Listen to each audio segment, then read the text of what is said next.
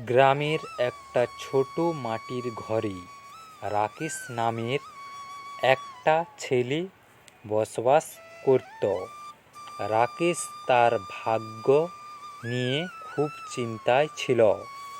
সে গ্রামের জমিদার ও ক্ষেত মালিকদের কাছে গিয়ে কাজ চাইত। কেউ তাকে কাজ দিতে চাইল না।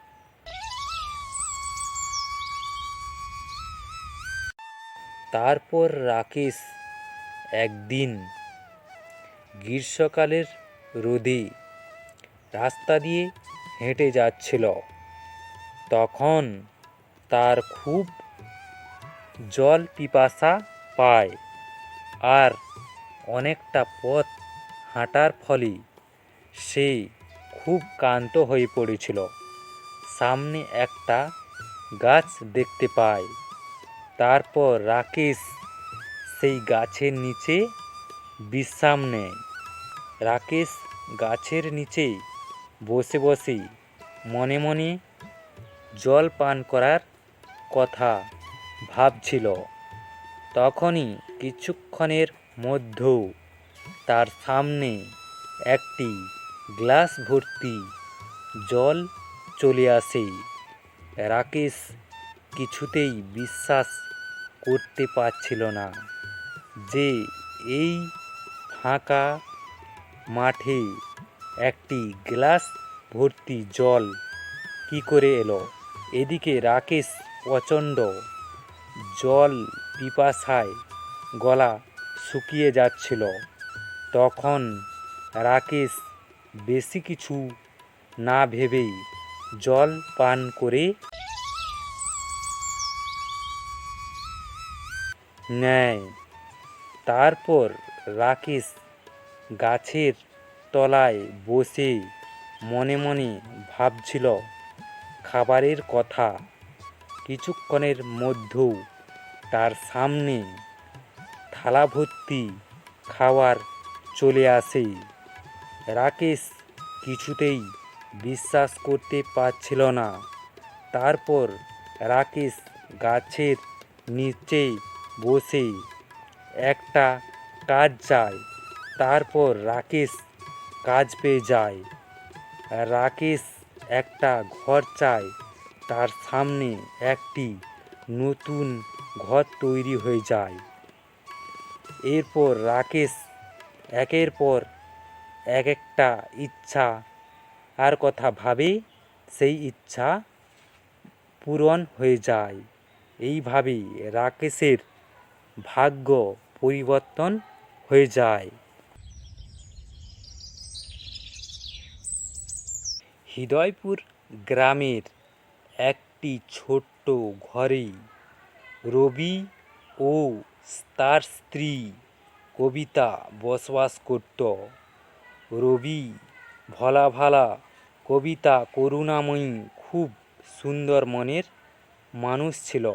দুজনেই ধার্মিক প্রকৃতির মানুষ ছিলেন। রবি ও তার স্ত্রী কবিতা ঘরে বসে কথা বলছিল। রবি ও তার স্ত্রী কবিতা যে কাজ করত শিব পার্বতীর নাম নিয়ে করত। একদিন রবি ও তার স্ত্রী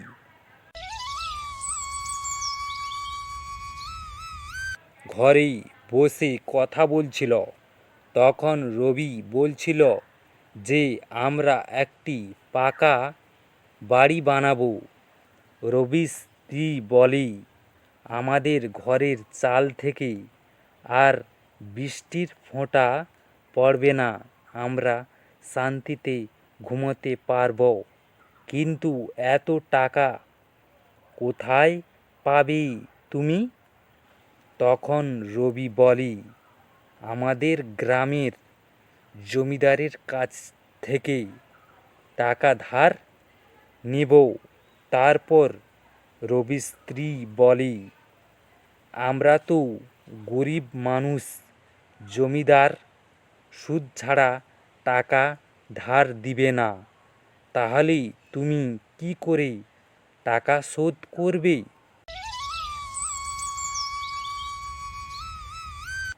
এবছর খেতে ফসল চাষ করি জমিদারের সব টাকা শোধ করে দেব।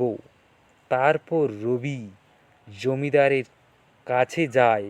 তারপর জমিদার বলে, আসো রবি, কী খবর বলো। রবি বলে, জমিদার বাবু, আমি একটা পাকা বাড়ি বানাবো, তার জন্য আমার 15,000 টাকা লাগবে। জমিদার বলে, ঠিক আছে, 2 টাকা করে সুদ দিতে হবে। তারপর জমিদার বলে, কতদিন পরে টাকা ফেরত দেবে তুমি?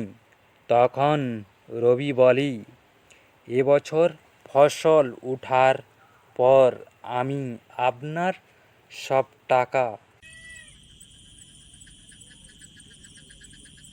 শোধ করে দেব।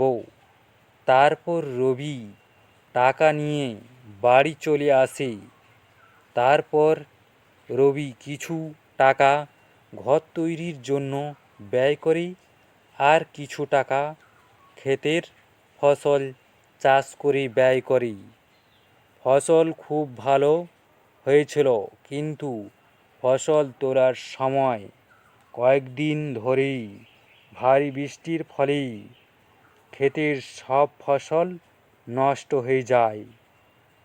তারপর রবি ও তার স্ত্রী কান্নায় ভেঙে পড়ে, বলে, হে প্রভু, আমরা কিভাবে জমিদারের টাকা শোধ করব?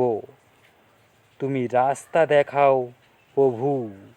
তারপর জমিদার ফসল নষ্ট হয়ে যাওয়ার কথা শুনে রবির বাড়িতে আসে আর বলে, 15 দিনের মধ্যে তার সব টাকা পরিশোধ করতে, না হলে জমিদার লোকজন সঙ্গে নিয়ে এসে ঘর ও ক্ষেত দখল করে নেবে। তখন রবি ও তার স্ত্রী কবিতা ভগবান শিব পার্বতীর কাছে প্রার্থনা করছিল। তখন ভগবান শিব তাদের প্রার্থনা শুনেন। তারপর দেবী পার্বতীকে বলে, আমাদের ভক্ত সংকটে পড়েছে, তুমি স্বপ্নে দেখা দাও তোমার ভক্তদেরকে। তারপর পার্বতী রবির স্ত্রীর স্বপ্নে দেখা দেয়, বলে, তোমাদের ক্ষেতের মাটি খুঁড়লে একটা বাক্স ভর্তি স্বর্ণমুদ্রা পাবে। তারপর রবির স্ত্রী সকালে রবিকে সব কিছু বলে। তারপর রবি খেতে গিয়ে মাটি খুঁড়তে লাগলো। মাটি খুঁড়তে খুঁড়তে কিছু একটা শব্দ পেল। তারপর রবি দেখতে পেল একটা বাক্স।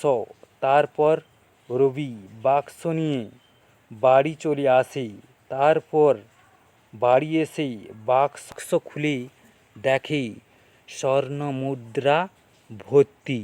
তারপর সেই স্বর্ণমুদ্রা বিক্রি করে রবি জমিদারের টাকা শোধ করে, আর একটা শিব পার্বতীর মন্দির বানায়, আর গরিবদের দান করে। রবি ও তার স্ত্রী কবিতা শিব পার্বতীর কৃপায় আনন্দময় জীবনযাপন কাটাতে থাকে।